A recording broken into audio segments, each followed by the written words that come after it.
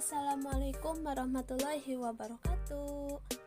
Kembali lagi di channel Irayati Official. Nah, kali ini kita akan membahas tentang teori keterampilan membimbing diskusi kelompok kecil, di mana diskusi kelompok kecil itu sebelum ke pengertian yang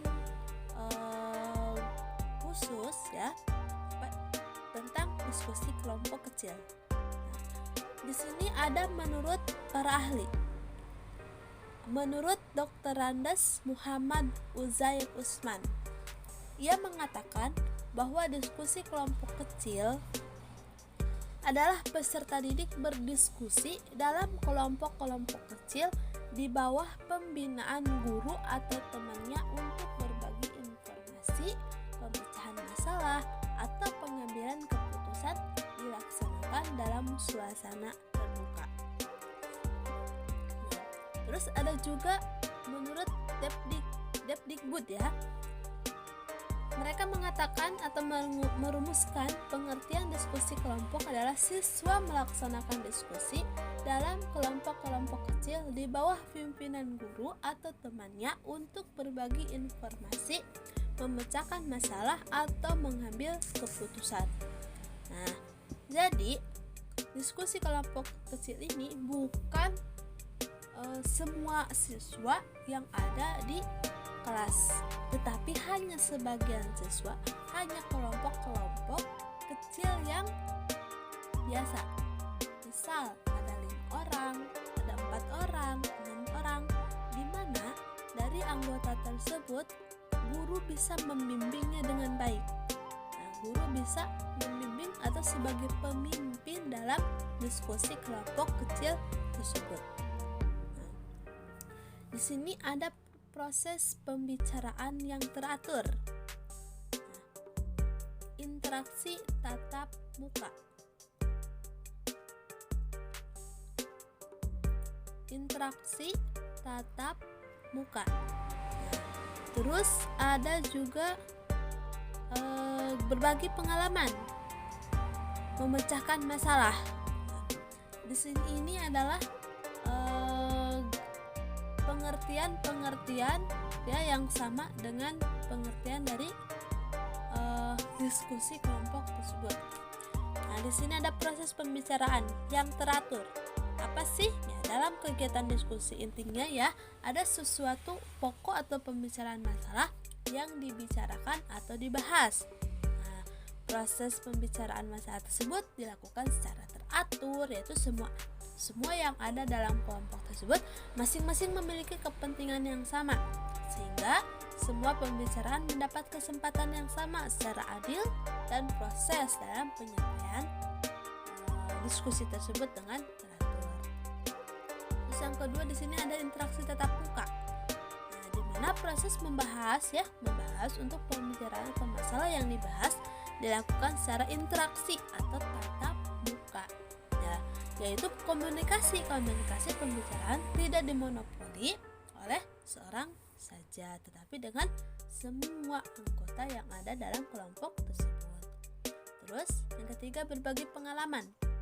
Setiap pembicara mengeluarkan pendapat atau pengalaman yang dimiliki oleh masing-masing terkait dari permasalahan yang akan dibahas. Yang keempat, memecahkan masalah. Tujuan akhir yang harus dicapai dalam kegiatan diskusi tentunya untuk terpecahnya masalah bersama, yaitu dengan diperolehnya kesimpulan dari kegiatan diskusi tersebut. Nah, jadi kita bisa simpulkan keterampilan membimbing diskusi kelompok kecil ini suatu keterampilan yang dimiliki oleh seorang guru untuk bisa mengarahkan, memimpin atau membina para siswanya dalam melakukan diskusi kelompok kecil tersebut. Terus di sini ada tujuannya. Tujuan dan manfaat diskusi kecil. Diskusi kelompok kecil. Yang pertama pertama yaitu memupuk sikap toleransi, kedua memupuk kehidupan demokrasi, tiga mendorong pembelajaran secara aktif, empat menumbuhkan rasa percaya diri. Nah, sikap toleransi, demokrasi, mendorong pembelajaran secara aktif ya biar tidak pasif, dan menumbuhkan siswa-siswa yang memiliki rasa percaya diri. Percaya diri dalam apa? Dalam bertanggung jawab diskusi kelompok kecil tersebut. Terus ada langkah-langkah membimbing. Nah, diskusi kelompok kecil. Yang pertama, memastikan perhatian peserta didik pada tujuan dan topik diskusi. Kedua, memperluas masalah. Ya. Terus, menganalisis pendapat peserta didik. 4. Meluruskan alur berpikir peserta didik. 5. Meningkatkan partisipasi siswa. 6. Memberikan kesempatan untuk berpartisipasi dalam diskusi. 7. Menutup diskusi bagian akhir dalam diskusi. Nah, ini adalah langkah-langkah dalam membimbing. Berarti dilakukan oleh siapa? Dilakukan oleh guru. Guru sebagai pembimbing, sebagai pembina agar diskusi dari anggota tersebut lancar. Nah, itu adalah tujuan dan langkah-langkahnya. Nah, setelah itu di sini ada juga hal-hal yang perlu diperhatikan guru saat membimbing diskusi kelompok kecil. Yang pertama, mendominasi diskusi. Berarti apa ya? Guru harus berdominan dari masalah-masalah tersebut. Harus lebih press, harus lebih diskusinya.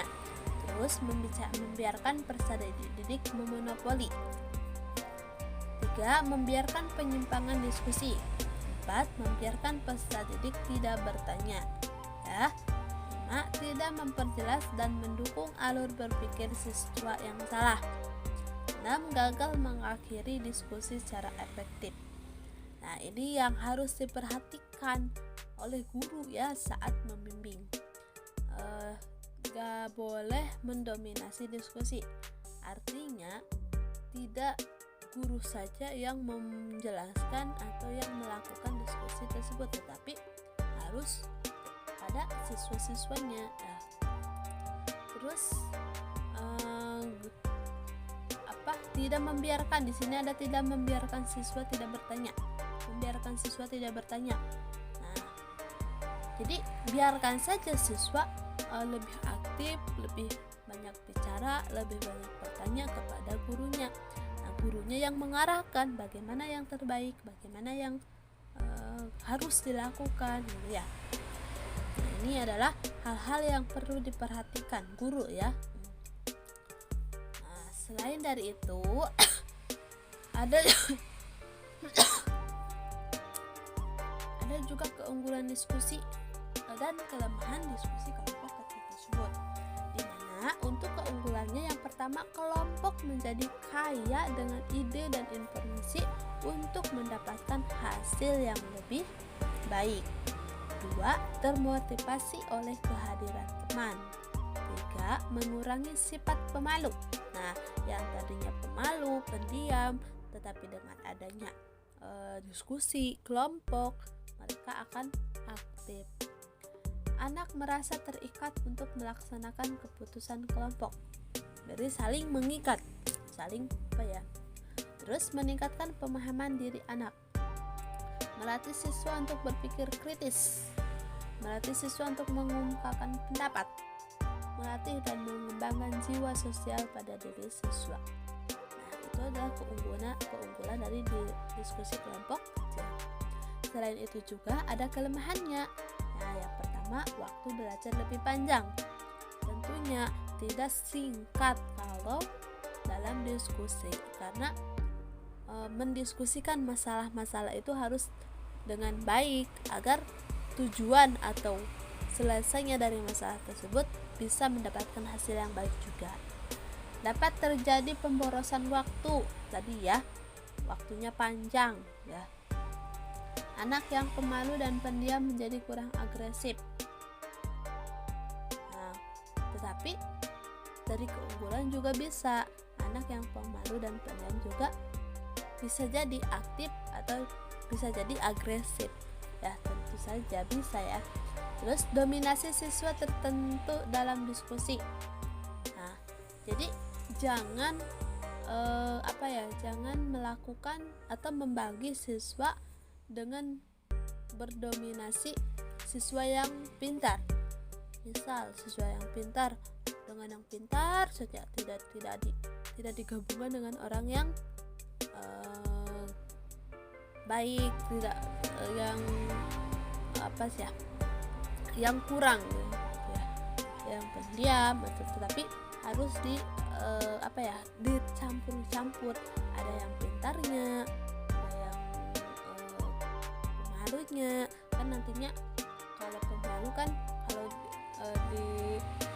ditempatkan dengan orang yang aktif maka akan ikut. Terus tidak dapat mencapai tujuan pembelajaran ketika siswa kurang siap mengikuti kegiatan pembelajaran. Nah, itu adalah kelemahan dari kelompok kecil. Nah, mungkin itu yang bisa saya sampaikan mengenai teori membina diskusi kelompok kecil. Terima kasih atas perhatiannya. Wassalamualaikum warahmatullahi wabarakatuh. Jangan lupa subscribe channel Irayati Official. Thank you semuanya.